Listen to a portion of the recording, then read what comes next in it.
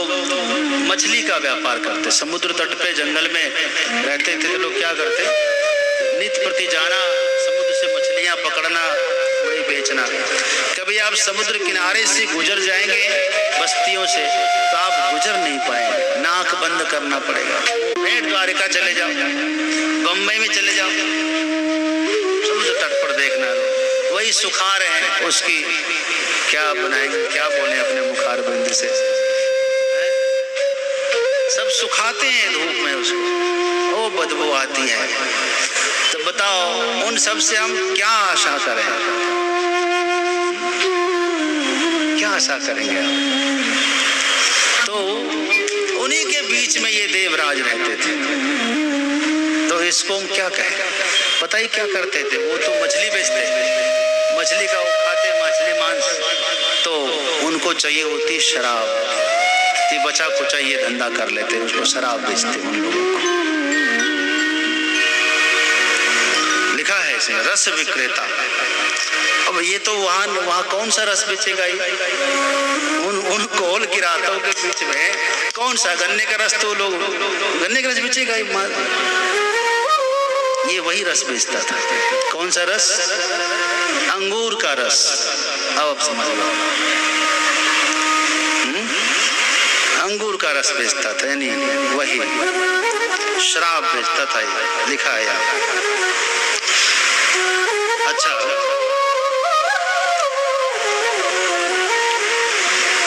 अब जो यही धंधा करेगा, उन कोल की रातों के बीच में रहेगा, तो सदाचार का पालन भी नहीं करेगा, नहीं करता। कुसंगति खराब होने से, संगति खराब बिगड़ जाने से तो इनका सब कुछ बिगड़ गया। इन्होंने क्या किया कि इनके घर में पत्नी शुभावती, माता पिता बच्चे सब हैं, परंतु इनका ध्यान एक नगर की वैश्या पर चला गया। और परिणाम यह हुआ कि उस वैश्या को खुश करने के लिए इसने एक दिन रात्रि में अपनी पत्नी को मार दिया, माता पिता सबको मार दिया।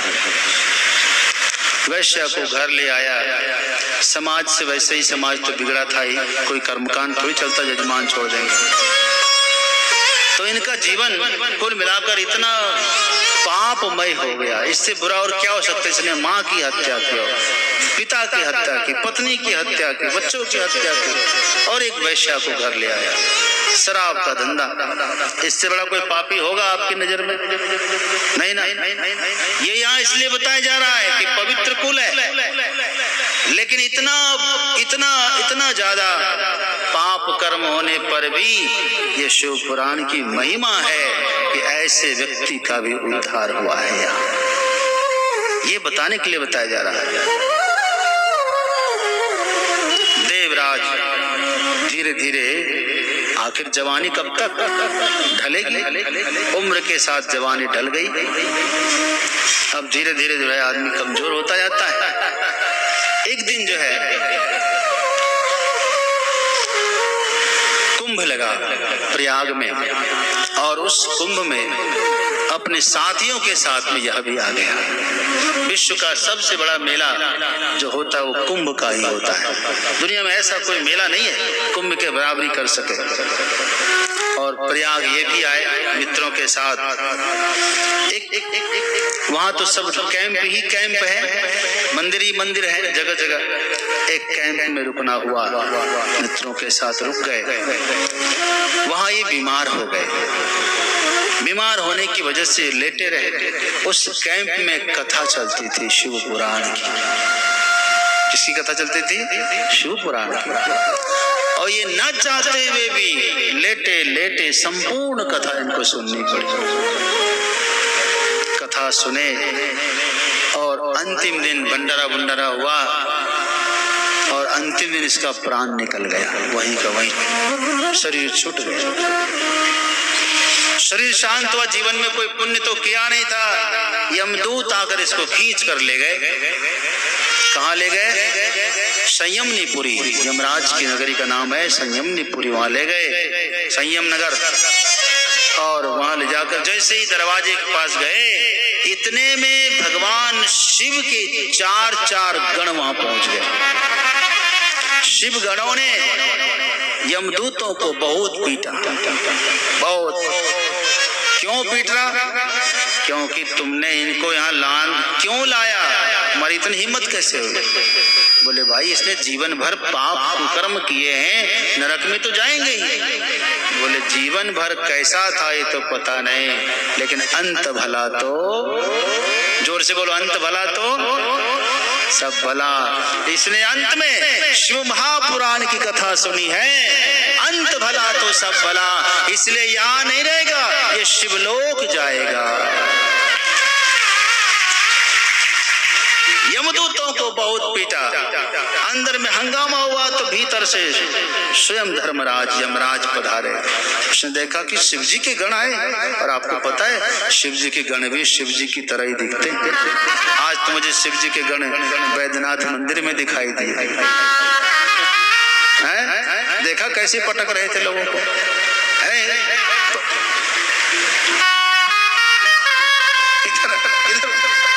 खींच के उठा के पटक रहे थे। कोई वहां गिरे, कोई वहां गिरे। हमने कहा भाई गजब के शिवगण है यहाँ पर बैठे हुए, कोई दर्शन कर पाता होगा ठीक से, लेकिन भाग्य है कम से कम जल आपके चले जाते भगवान शिव के। शिव जी के गण है, इसलिए कोई बुरा नहीं मानना। ये बड़े भाग्य से ऐसे अनायास थोड़ी मिल जाएंगे शिव जी। आप यहाँ 9 दिन तक हैं, बड़े भाग्य हैं आपके। बार बार जाना, शाम को भी जाना, सुबह भी जाना, सुबह 4 बजे भोर में पहुंचना। कभी न कभी तो मिलेंगे ना शंकर जी। एक बात और बड़ी अच्छी है, हमारी मालती माता पटना से आई है, इन्होंने एक बात बड़ी अच्छी बताई कि कोई बात नहीं है, हम लोग दर्शन नहीं कर पाए, उन्होंने तो हम लोगों को देख लिया कि ये लोग आए हुए हैं। इससे उत्तम और विचार क्या होगा बताइए? अरे एक बार सूरदास जी गए बद्रीनाथ जी गए, और लाइन में लगे, धक्का मुक्की चल रही है, बड़ी लंबी खींचातानी। एक ने तो ताना कसी दिया, ए सूरदास लाइन में लगे हो और धक्का मुक्की और कर रहे हो, दर्शन कर लोगे? कहाँ से चले आए? आंख तो है नहीं, क्या देखोगे? इतने क्यों अफरा तफरी मचाए? उसने कहा कि भाई कोई बात नहीं, हमारी आंखें नहीं है, हम नहीं देख पाएंगे, लेकिन उनकी तो आंखें हैं, वो तो देख लेंगे कि सूरदास भी इतने दूर से चलकर आया है मेरे द्वार पर। कोई बात नहीं, आप चले जाना, वहां मंदिर के पीछे ही प्रणाम करके चले आए, कोई बात नहीं। वो तो चारों तरफ देखते हैं। इसलिए मैं बता रहा था, शिवगणों की पूजा की यमराज ने। आइए महोदय, पूजन किया विधिवत और पूछा कि क्या हुआ? तो कहा कि देखिए दरअसल में ऐसी स्थिति हुई, इन्होंने आखिरी वक्त शिव पुराण श्रवण किया है। एक बात और बताऊं, हाँ, भगवान श्री कृष्ण गीता में लिखते हैं कि अंत काले च मामेव स्मरण मुक्त्वा कलेवरम यह प्रयाति समद्भावम याति नास्त्यत्र संशय। 4 बजे तक चलेगा ना? हाँ। तो अंत काले च महामेव, जो व्यक्ति अंत काल में मेरा स्मरण करते हुए शरीर छोड़ेगा वो मेरे धाम को आएगा। भगवान का ये संकल्प है, प्रतिज्ञा है। तो शिव जी भी यही नियम अपनाते हैं, हर कोई यही नियम अपनाते हैं। हाँ, नियम देहावसान समय चित्ते यद्यद् विभावते तत् एव भवे जीव इत्येव जन्म कारणम। अंतिम समय में आप जो सोचेंगे ना, अगले जन्म में वही बनेंगे। हाँ, यह निश्चित कर लीजिए कि आपको क्या बनना है। यदि यह रहे वासना द्रव्य मझारा, जन्मे नाग हो ये पुनिकारा। यदि आप रुपया करके मरेंगे कि वहां रुपया रह गया, बता नहीं पाया, वहां रह गया, अगले जन्म में नाग बनोगे। क्या बनोगे? सांप, गोजर बनोगे उसी घर में। रहे वासना जाकी आस रहे मंदिर में। मंदिर मतलब घर, अच्छा मकान बनाया, एक एक ईंटा मेरी नजरों से जो वाकिफ है, तो बड़ा सुंदर भवन बनाया आपने। कहते जाकी आस रहे मंदिर में, होकर घूस बसे सो घर में। घूस कहते मूसा, मूसा यानी चूहा। समझ में आया? यदि घर अच्छा बनाए और घर में दिमाग लग गया मरते समय तो चूहा बनना पड़ेगा। यदि आपके घर में चूहा है तो हैरान मत होना, वह भी कोई घर वाला ही होगा। अरे किसी किसी घर में पुराना पुराना सांप रहता है और किसी को काटता नहीं है। देखा? बहुत पुराना सांप होगा, किसी को नहीं काटा आज तक। क्यों? क्योंकि तुम्हारा पूरक है, पूर्वज है, क्यों काटेगा? वो उस घर में निवास करता है। इसलिए संभल कर, कितने लोग होशियार होते हैं, उसको मारते नहीं है, किसी तरह से उसको भगाते हैं।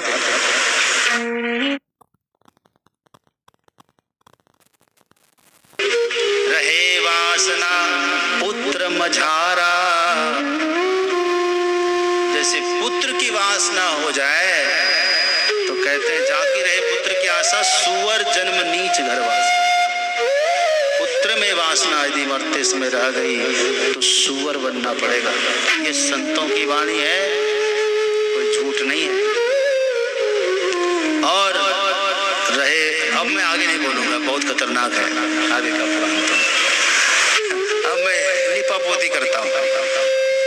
परमेश्वर की वासना ये करना चाहिए।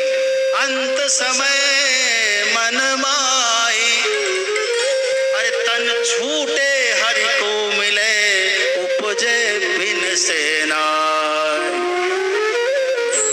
यही करना। जहाँ वासना जित ही जाई, यह मत वेद पुराण ने गाई, और चरण दास मोहि भेद बताए, तजो वासना सहजो बाई। ये सहजो बाई का वचन है। इसलिए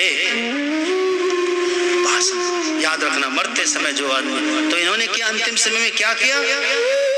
अंतिम समय में कथा सुनी।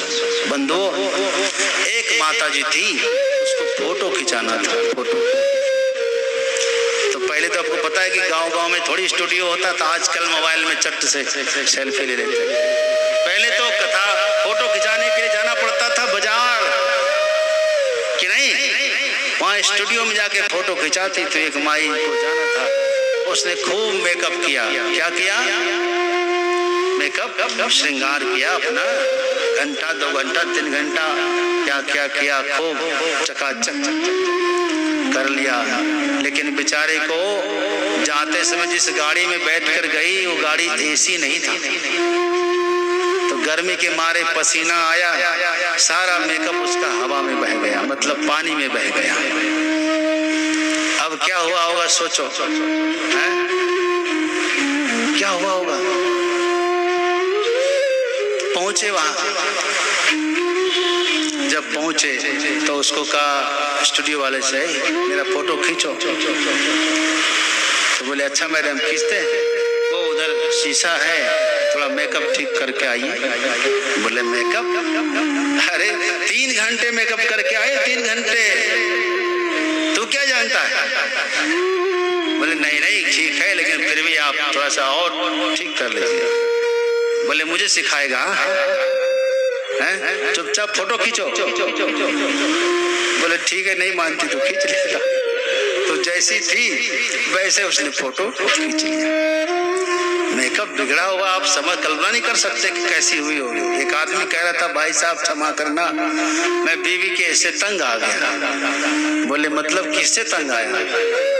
मेकअप के खर्चे से। अब मेकअप का खर्चा बर्दाश्त नहीं होता है, मैं क्या? बोले यार तो मेकअप खर्चा छोड़ दे, मना कर दे कि मेकअप मत करो। बोले बिना मेकअप के बीवी बर्दाश्त नहीं होती है। बात है। माई बोले फोटो खींचो, उन्होंने कहा खींच लेते हैं, खींच लिया। बहुत और जब एक हफ्ते के बाद वो आई फोटो लेने के लिए, देखा फोटो, हे भगवान कितना बुरा, मैं इतनी बुरी हूँ, देखो मुझे, देखो ऐसे ऐसे बिगाड़ दिया मेरी फोटो को, मैं ऐसे लगती हूँ। बड़ी गालियां सुनाई उसको, खतरनाक वाली। उसने कहा कि क्षमा करना मैडम, मैंने कहा था कि अपना मेकअप ठीक करिए। अरे करके तो आई थी 3 घंटे। बोले वहां आप 5 घंटे किए, कोई फर्क नहीं पड़ता। जब कैमरा फ्लैश ले रहा है उस टाइम आप कैसे हैं, ये महत्व है। महत्वपूर्ण ये विचारण ये नहीं है कि आपने सारा जीवन क्या कर लिया, कैसे गुजारा।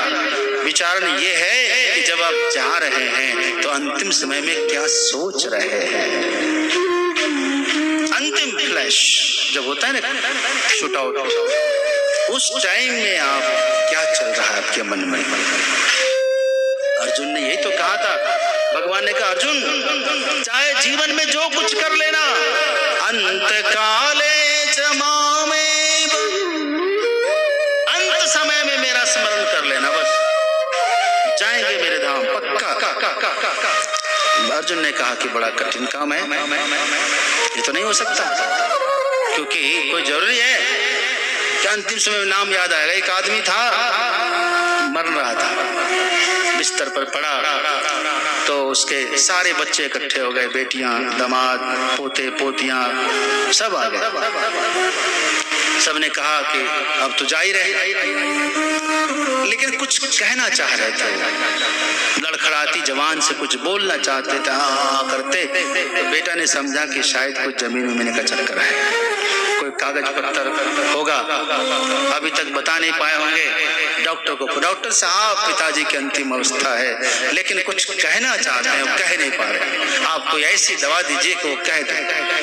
डॉक्टर साहब ने कहा कि 2000 लूंगा, एक इंजेक्शन है, एक बार बोलवा दूंगा, चाहे कुछ भी हो। ठीक है, कोई बात नहीं, 2000 की बात, क्या पता लाखों का सौदा हो, करोड़ों की कोई प्रॉपर्टी होगी और उसका कागज बताना चाहते हो, 2000 रुपए जाए तो कोई बात नहीं। ठीक है, डॉक्टर साहब आए, लेटे थे, एक इंजेक्शन भरा और लगाया, जैसे लगाया होश आ गया। बोले मूर्खों, तुम लोग को दिखता नहीं है कि वो जो है बछिया गैया झाड़ू चबा रही है, झाड़ू खा रही है, उसको जाके मारो, तुम लोग क्या घर पर चलाओगे। और क्या मरे, लेट लोगों ने कहा कि देखो ये झाड़ू खा रही है, इसका दिमाग इसमें लगा था, इसके लिए हमारा 2000 रुपये और नुकसान करवा दिया। तो आदमी क्या क्या सोचता है, आदमी के दिमाग का कोई भरोसा नहीं। चलो इसलिए, लेकिन अंत समय में देवराज शर्मा ने शिव पुराण की कथा सुनी, इसलिए आदर पूर्वक जो है वहां से विदा कर दिया धर्मराज ने, और वहां से शिवगण उनको लेकर के भगवान शिव के पास प्रस्तुत किया। शंकर ने उसके माथे पे हाथ रखा, का इसके सारे पाप खत्म हो गए और यही निवास करेगा। जो अंतिम समय में भगवान को स्मरण करेगा वो भगवान के धाम में जाएगा, इसमें कोई संदेह नहीं, नास्त्यत्र संशयः।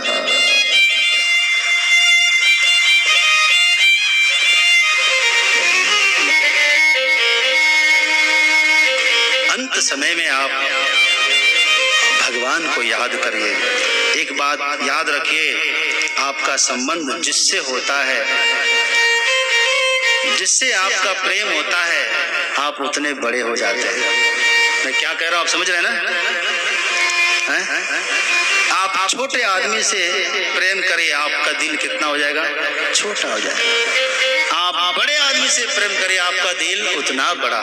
जैसे आपका कांटेक्ट विधायक से हो जाएगा तो आपका दिल विधायक के बराबर होता है। अभी हो जाएगा ये काम, बहुत हौसला बन जाता है। आपका कांटेक्ट जो है एमपी से हो जाए, आपका कांटेक्ट सीएम से हो जाए तो आपका दिल भी सीएम के पास होता है, पीएम से हो जाए तो आपका दिल भी पीएम जैसा हो जाएगा। छोटे मोटे काम को तो आप यूं निपटा देंगे, एसपी डीएसपी मारे डीएम साहब सब गए, जानता नहीं है मेरा कांटेक्ट वहाँ है, एक फोन करवा दूंगा, उतने बड़े हो जाएंगे। और सोचिए यहाँ इतना चल रहा है, यदि हमारा प्रेम भी परमात्मा से हो जाएगा, हम भी परमात्मा के बराबर हो जाएंगे कि नहीं? अरे बराबर तो छोड़िए, हमारे संत तो कहते जानत तुम ही हो जाएंगे। आप ब्रह्म से प्रेम करेंगे तो ब्रह्म हो जाएंगे।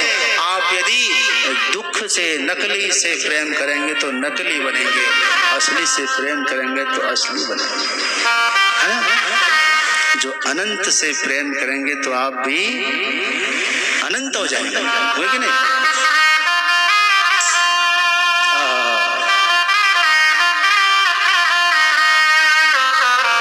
क्या कहें, प्रसंग ये सब है, ये खींच ले रहा हमको संगीत वाला अपनी तरफ। अब इनका आदर करना पड़ेगा।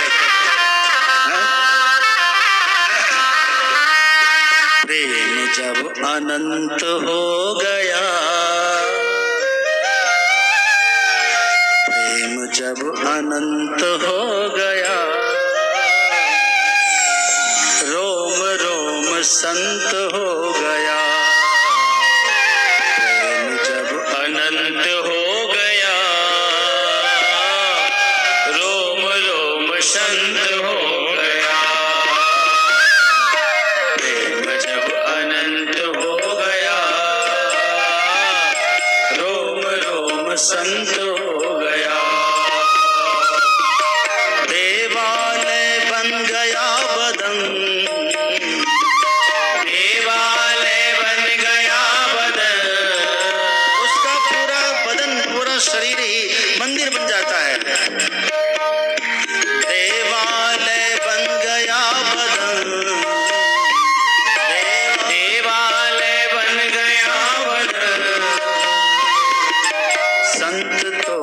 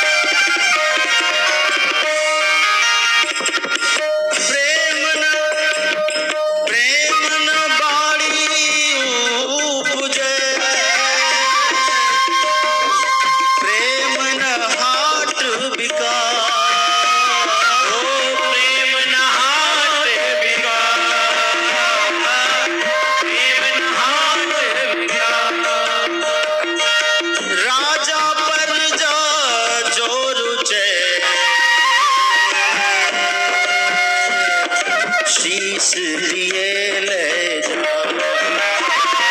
शीश लिए ले जा,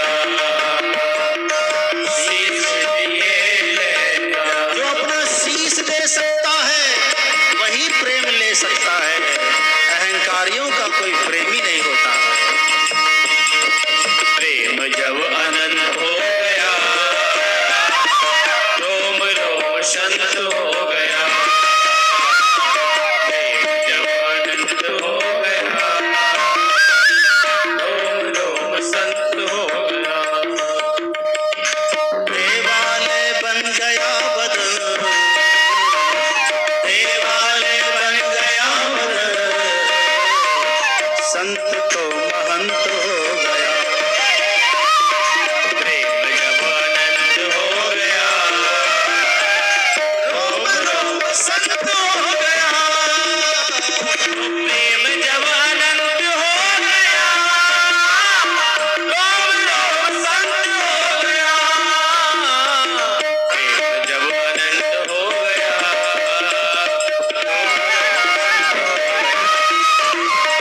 प्रेम जब अनंत हो गया, रोम रोम संत हो गया, रोम रोम संत हो गया, रोम रोम संत हो गया,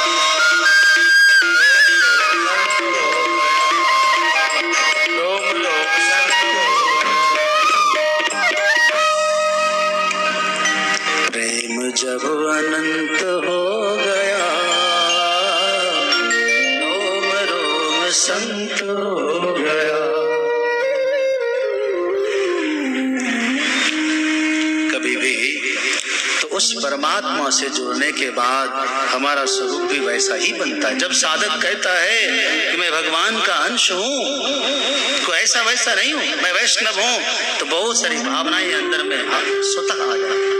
जब साधक कहता है कि हम ब्रह्मास्मि, तो विचार आता है कि ब्रह्म कोई लड़ाई थोड़ी करता, वो क्रोध नहीं करता, ब्रह्म व्यापक होता है, उसका मन व्यापक होने लगता है, छोटी मोटी बात पर ध्यान नहीं देता, स्वतः उसमें बहुत सारी बातें आए, दूसरी बातों नहीं आए या ध्यान रहे, दूसरी बातें भी आती है।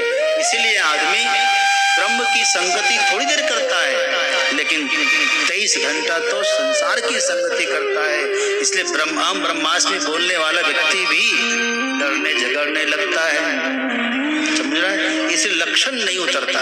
जब मैक्सिमम जो आप करेंगे, चिंतन आपका मैक्सिमम जिधर जाएगा आप उस ओर हो जाएंगे, दुनिया वाले आपको जानने लग जाएंगे।